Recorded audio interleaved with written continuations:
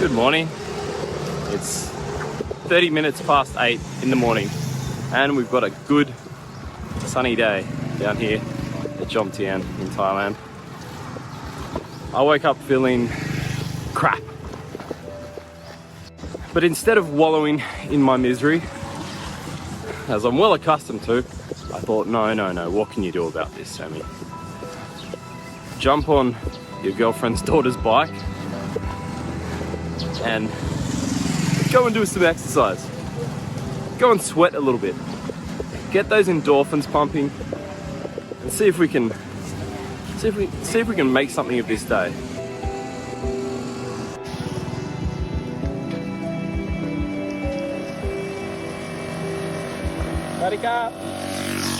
Now, I don't always think it's helpful to give labels to everything, but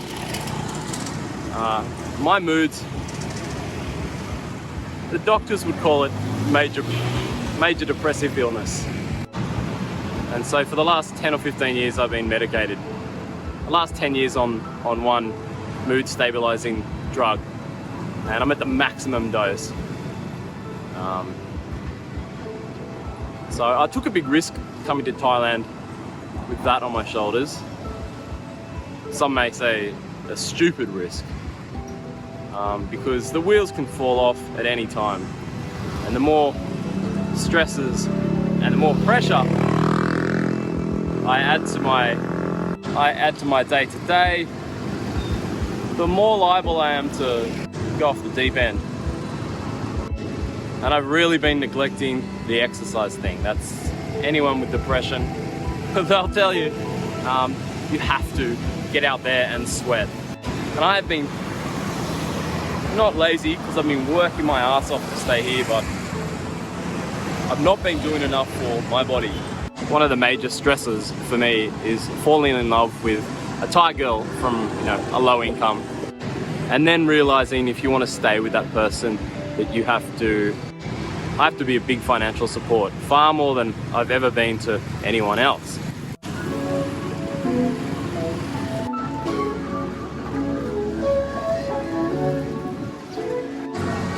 Here's a man playing with the squirrels.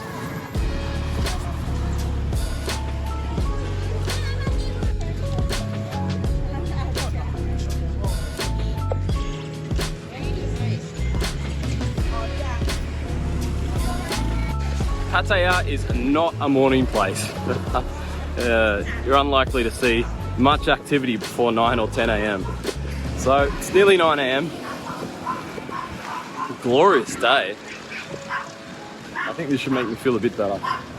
Anyway, what was I saying? About falling in love with a Thai girl from Isan with massive financial issues. How do I summarize this?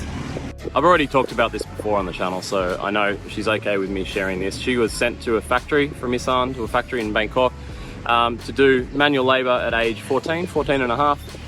And to her credit and her intelligence, by age 19, 4 years of working in the factory, she taught herself English, started hanging out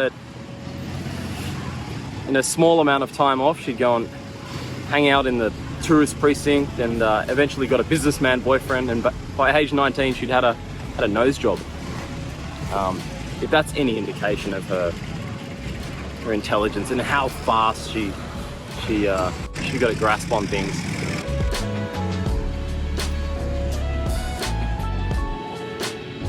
Living where she did in Bangkok, she just had a string of wealthy businessman boyfriends, a Spanish guy, and then an American guy, and then an Australian guy, an Israeli guy, and they were all, in their 40s, and they were all mega wealthy.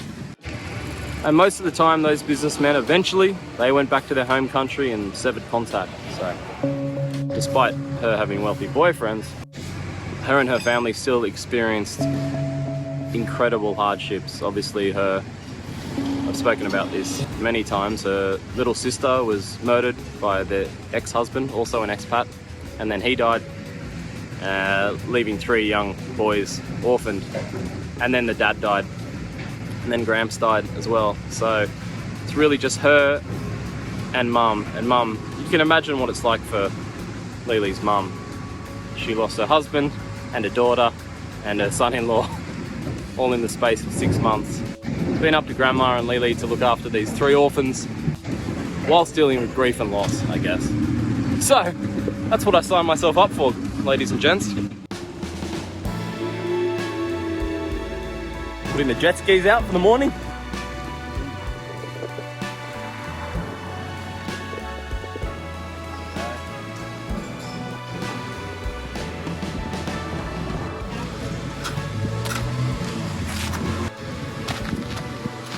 Come with me.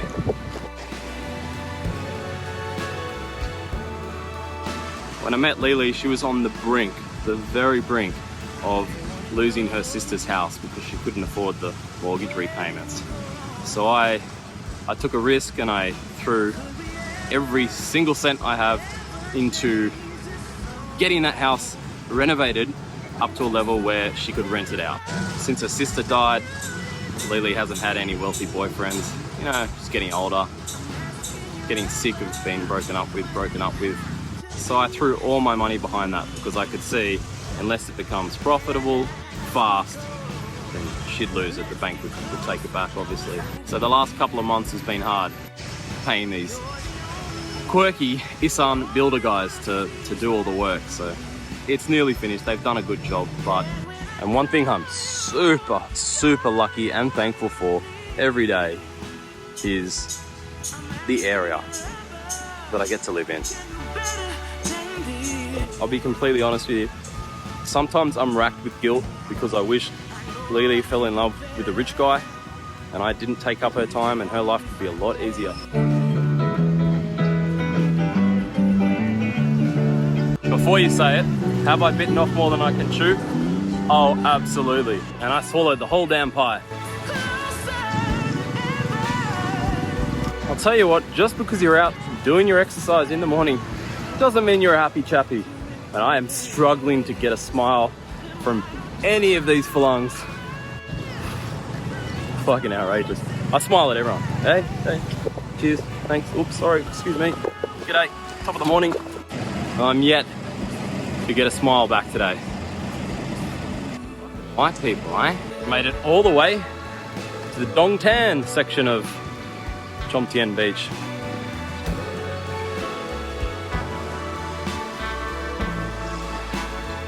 Someone told me for these beach seat vendors to hire a section can cost 60,000 baht a month to take on, you know, management of a certain amount of seats. How many beers do you have to sell? But could you imagine Bondi Beach with this? One of these kinds of installations? It would go gangbusters. Gangbusters is colloquialism for financially profitable. Partly why I'm doing this video today is it's incredibly low budget. I'm not using a mic, I'm hand holding everything. So yesterday I posted a video that took me 4 days to shoot and edit. I used multiple cameras, multiple mics, multiple angles. I went back and shot scenes, I did research for the topic matter. Every shot in focus, exposed correctly. I put a lot of effort into that one, and it is going absolutely terribly. And it's gonna earn me maybe about 5 cents, that video. So I thought, hey, let's have a crack at a low budget one. See if it does well. Hey, not only did he smile, but he waved. What a legend.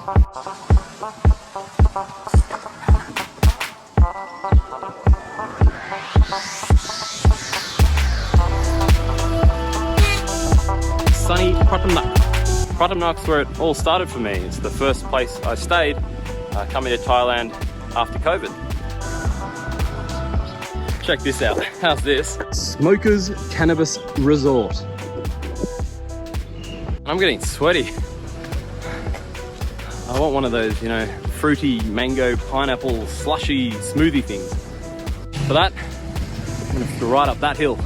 The benefit of this is if I get to the top of the hill, at Pratamnak Hill, then I can turn right and roll all the way down Chom Tien back to my house. I'm doing it! I tapped out. I'm done. How to push it. Buy me a coffee for every kilogram I lose. Thai people. God bless the Thai people.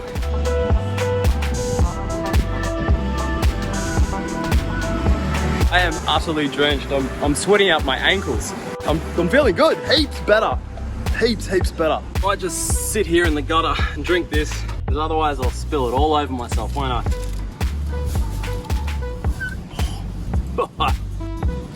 First meal of the day.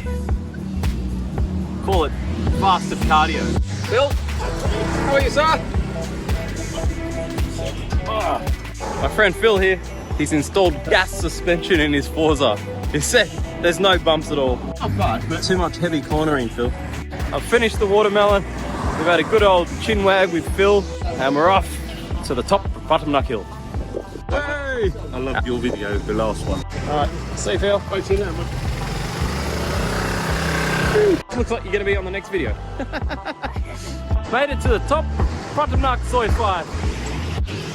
Phil, he's an absolute character. He's a old school music guy from England. Ran many nightclubs and events and used to drive Kylie Minogue around. Phil, he's here, retired here with his Thai wife. He's in his late 60s and he plays his bass guitar. He stands in for people that are away 4 to 5 nights a week around Jomtien and Pattaya. He just doesn't rest. And Justin, the other bloke I just met, I think he owns Hustler's Bar on Soi 3, Soi Lanky. So I'll have to pop in there one day. Anyway, let's see if we can have a rest and let's see if I can roll down to Jomtien again.